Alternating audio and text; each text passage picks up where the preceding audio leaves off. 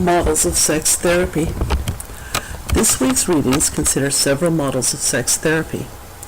In this presentation, we focus on 4 specific models: relational sex therapy, integration therapy, solution-focused brief therapy, and the Crucible Approach. Comparison of approaches. Each of the approaches falls under the general heading of systems therapy. While integration therapy seeks to involve a triad of systems, medical, and individual approaches, it nevertheless falls under the heading of systems approaches because of its everything is part of one great whole paradigm. Schnarch's Crucible Approach differs from the others in its rejection of the word intimacy as a synonym for sex. Schnarch carefully differentiates sexual behavior, which can take place in a vacuum even while involving physically another human being, from intimate behavior, which may or may not involve the physical act of intercourse. Solution-focused brief therapy seeks to involve the couple in envisioning their own solutions, while relational therapy begins from an almost opposite theoretical foundation of loosening the grip of solutions-oriented thinking. Theoretical formulation.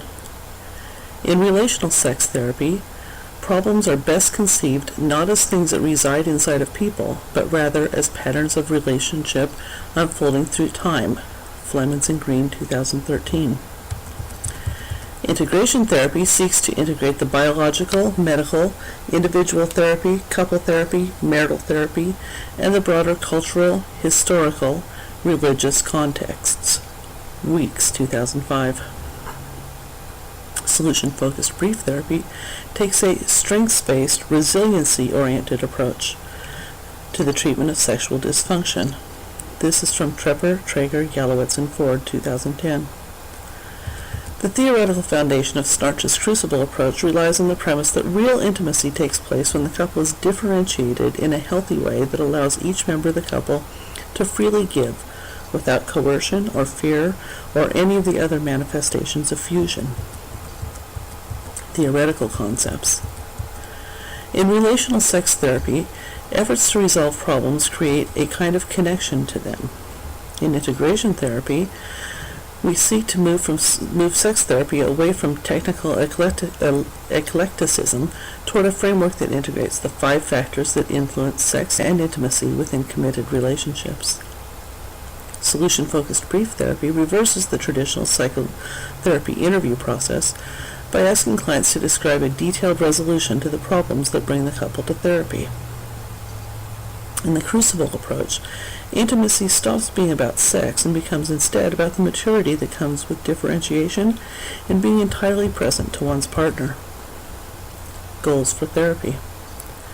In relational sex therapy, the art of therapy is in helping to create connections that are characterized by a comfortable, loose grip. Integration therapy has as its goal attending to a couple's needs by considering the cognitive, emotional, and motivational elements of their sexuality. Weeks writes that the goal is to bring all aspects of the various systems together: the individual, the interactional, the intergenerational, and the external influences. Solutions-focused brief therapy is seen to be future-oriented and goal-directed, while solutions-focused brief therapy is often identified with, quote, innovative techniques. Trevor writes that the real story of SFBT lies in the belief that clients know what is best for them and to effectively plan how to get there. The goal of the Crucible Approach is to help the couple take small steps to, quote, grind off our rough edges while continuing to hold on to the self. How change occurs. In relational sex therapy, change occurs as the couple learns to shift the nature of these connections by acknowledging and respecting the efforts of both members of the couple. Integration therapy attempts to treat clients on all axes of the psychic and interpsychic problem areas using a variety of approaches that depend on a couple's individual and interrelational assessments. Solutions-focused brief therapy looks at the client's own solutions and exceptions to the problem, and then, quote, through a series of interventions, encourage the client to do more of these behaviors. Within the Crucible Approach, change occurs incrementally as the partners undertake differentiation, release the bands of fusion, and take on their own unique properties as individuals in a relationship. Interventions. In relational sex therapy, change occurs as the couple learns to shift the nature of these connections by acknowledging and respecting the efforts of both members of the couples.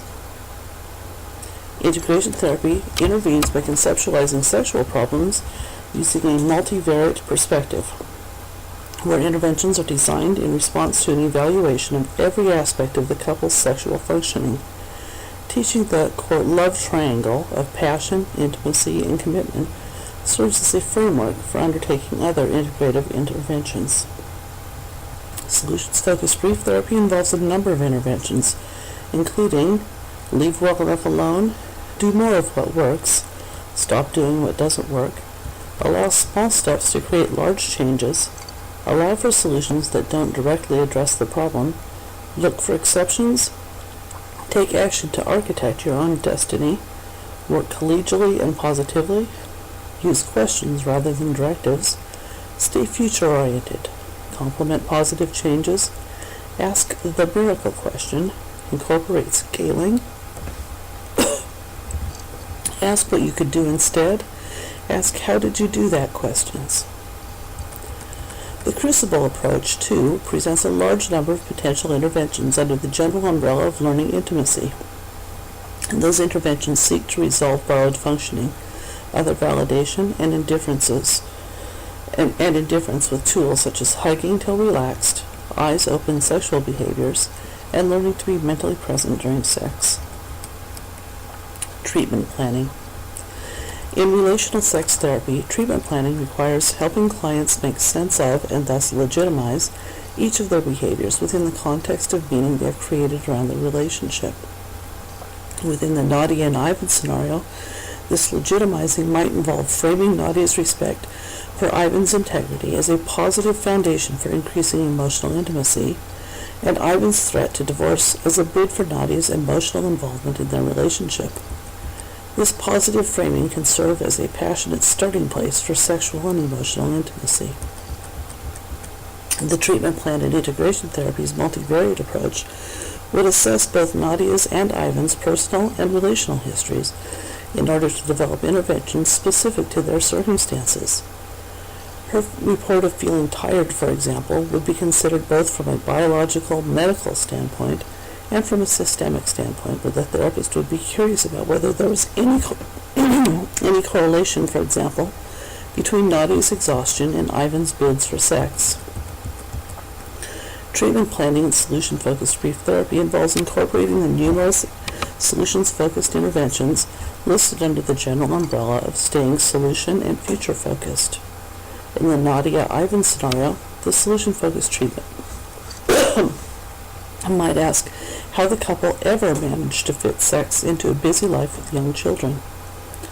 It might also ask them to imagine a future where their sex life was satisfying to both of them, and then contemplate how they got there.